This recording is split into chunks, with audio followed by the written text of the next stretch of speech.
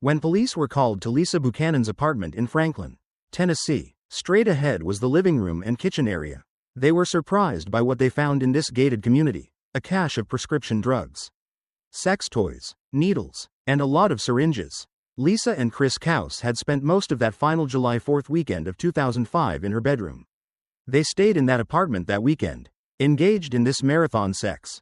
Lisa Buchanan was a young, creative woman, known for her beauty and ambition. She had big dreams of becoming an actress and a model. Although her personal life was far from perfect, she had gone through a series of failed relationships, leaving her feeling vulnerable and seeking stability. In 2000, she met Dr. Chris Koulis, a young, handsome, and successful plastic surgeon. He appeared to be the man who could give her the life she always wanted. Not only did he become her boyfriend, but he also served as her doctor, offering her free cosmetic surgeries, including breast augmentations, liposuction, and Botox. His professional success and charming personality made him appear to be the perfect match for Lisa. Koulis had a prestigious background, having graduated from Vanderbilt University and trained in Chicago, before moving to Nashville to start his own practice. To the outside world, their relationship seemed ideal. He was well established, confident, and attractive, while Lisa appeared to have found a partner who could give her both emotional support and professional opportunities. However, beneath the surface, their relationship began to show signs of unhealthy control. Lisa's family, particularly her older sister Tara, started to notice troubling behavior. Tara observed that Koulis had a tendency to be possessive and manipulative, isolating Lisa from her friends and controlling aspects of her life. Despite the apparent success and charm of the relationship, Tara began to feel that Lisa was falling into an unhealthy dynamic. As time went on, Lisa's daughter, Jessie, also became increasingly concerned about Koulis. Initially, Jessie had been excited when her mother met Koulis. They moved into a large house, and Jessie got a big room, which made her feel special. However, as she spent more time around Koulis, Jessie began to notice how controlling and stalkerish he was. He would call her mother constantly, wanting to know where she was and who she was with, creating a sense of paranoia in the household. His excessive jealousy and possessiveness started to make Lisa's family feel uneasy. But Lisa herself seemed blind to the negative aspects of the relationship.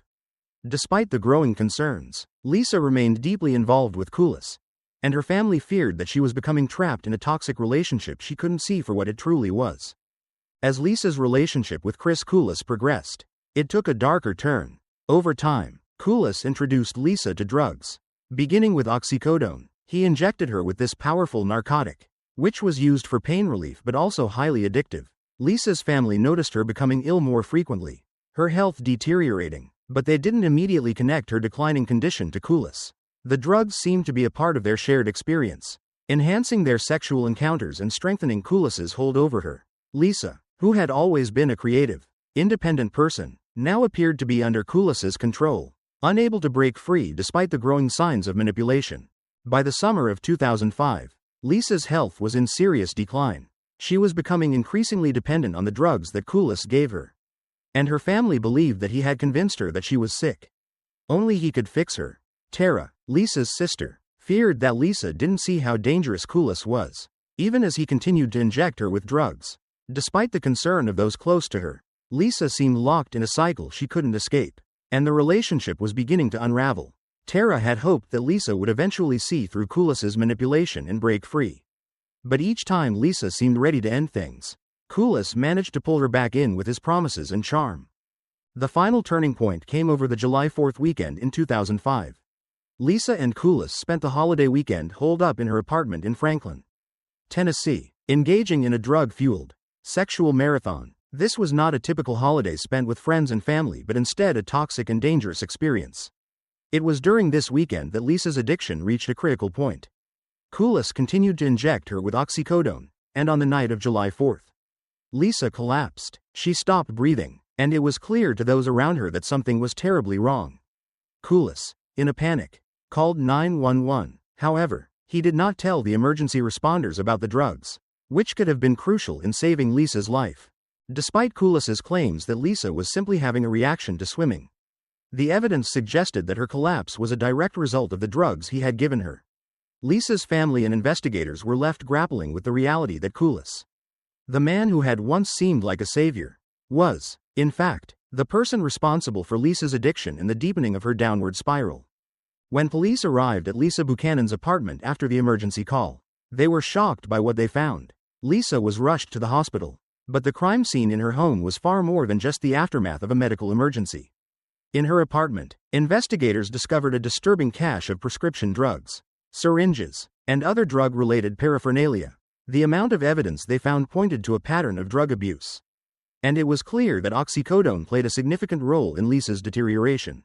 Along with the drugs, there were also sex toys and evidence of sexual activity, suggesting that Lisa and Chris Koulis had spent much of the final weekend of her life in a drug-induced haze, engaging in unhealthy, dangerous behavior. One of the most significant pieces of evidence found at the scene was the used syringes with traces of oxycodone. The drugs had been crushed, mixed with liquid, and injected into Lisa's body. Investigators later discovered that this method of administering the drug was not accidental, it was deliberate. Designed to create a stronger high, oxycodone, a powerful narcotic painkiller, is highly addictive, and the effects were immediately evident in Lisa's condition. She had been living with the consequences of this drug use, and now, it appeared to have ultimately led to her death. The police investigation quickly focused on Dr. Chris Koulis, who was not only Lisa's boyfriend but also the person administering the drugs. The evidence suggested that Koulis had been using his position as a doctor to control Lisa, providing her with drugs and injecting her multiple times. Despite the clear connection between Koulis and the drugs found in Lisa's system, Koulis continued to deny any wrongdoing.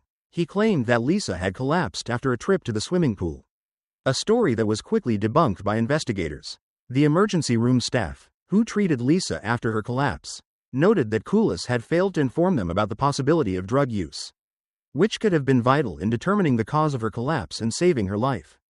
As the investigation continued, the police and Lisa's family grew more certain that Koulis was responsible for introducing Lisa to drugs and ultimately injecting her with lethal doses of oxycodone. Lisa's family, especially her sister Tara, struggled with the fact that Lisa had been manipulated by someone she loved and trusted. But it was now undeniable that Koulis's actions had contributed to Lisa's tragic death. Despite his denials, the mounting evidence made it clear that Chris Koulis was the one who had pushed Lisa into addiction and, ultimately, caused her death. After months of investigation, Chris Koulis was arrested and charged with the murder of Lisa Buchanan. The case against him was built on substantial evidence, including the drugs found in Lisa's system, the syringes with traces of oxycodone, and the disturbing nature of their relationship, which appeared to involve both drug use and manipulation. The trial quickly became a tense battle, with Koulis maintaining his innocence, claiming that Lisa had been a drug addict long before he met her. He insisted that he never intended to harm her and that their relationship was consensual. Despite the mounting evidence that pointed to his role in her death, the prosecution presented strong evidence, including a sex tape that had been recorded during the weekend of Lisa's collapse.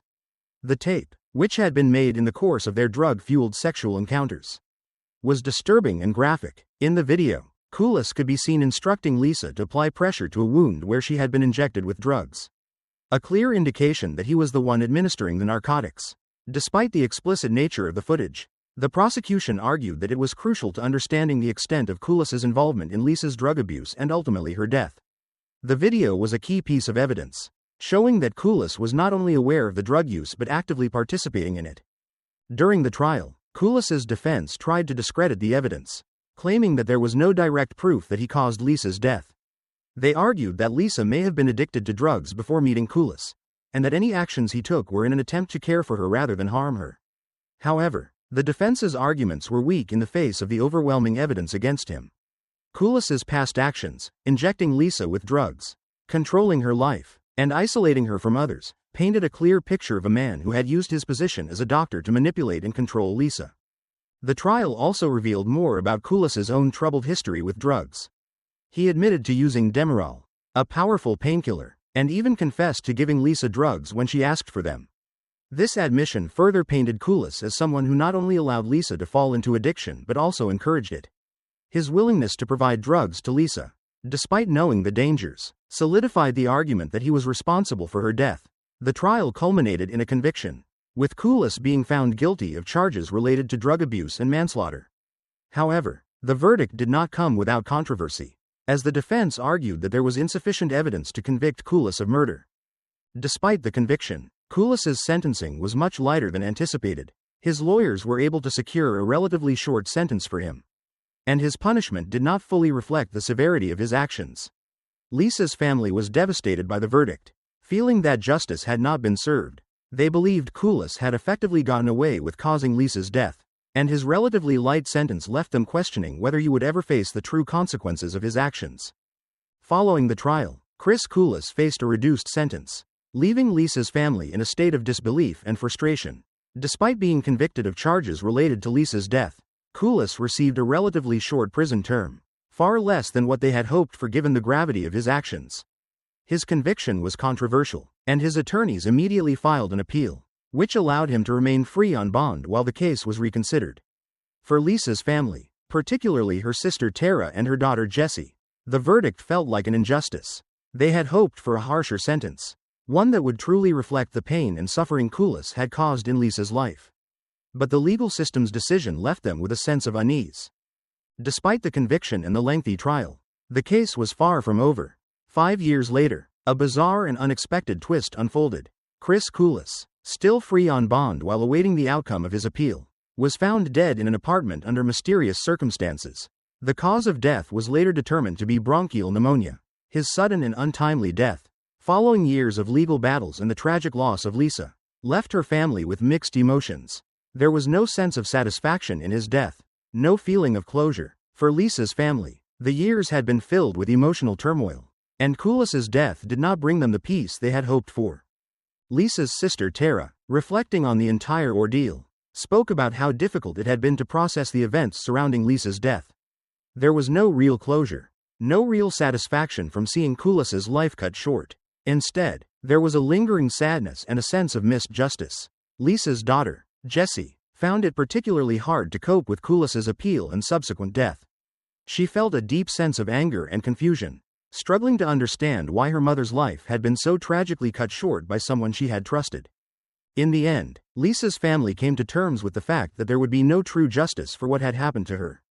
Tara believed that Koulis would one day face judgment, but for now, they had to live with the painful reality that Lisa's life was taken too soon, and the man responsible would never fully be held accountable. Lisa's death remained a tragedy that could never be undone, and her family was left to carry on, still searching for peace that would never come.